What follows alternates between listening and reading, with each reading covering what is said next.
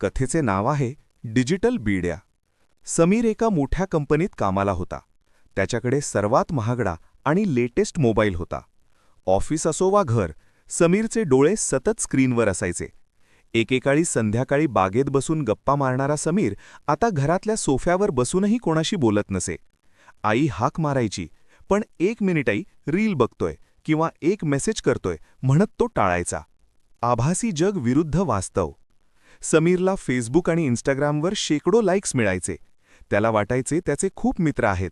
पण एकदा समीरचा अपघात झाला आणि त्याला हॉस्पिटलमध्ये ॲडमिट करावे लागले.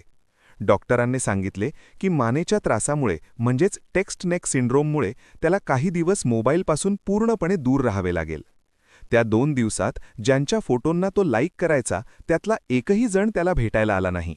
पण त्याची आई, त्याचे वडील आणि त्याचे जुने मित्र, ज्यांच्याशी त्याने वर्षभरापासून नीट संवाद साधला नव्हता, ते रात्रभर त्याच्या उशाशी बसून होते.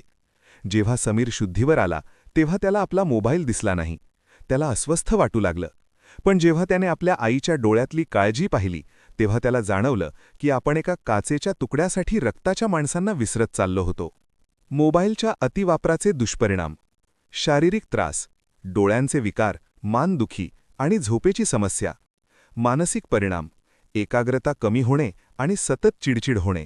नात्यात दुरावा, प्रत्यक्ष संवाद संपतो आणि माणूस गर्दीतही एकटा पडतो. वेळेचा अपव्यय, तासनतास रील्स बघण्यातून हातात काहीही लागत नाही, उलट कामात व्यत्यय येतो. सार, मोबाईल हा माणसासाठी बनवला आहे, माणूस मोबाईलसाठी नाही. तंत्रज्ञान वापरा पण त्याचे गुलाम होऊ नका. अशाच नवनवीन स्टोरीजसाठी आपल्या यूट्यूब चॅनलला सबस्क्राईब करा, लाईक आणि शेअर्स करा.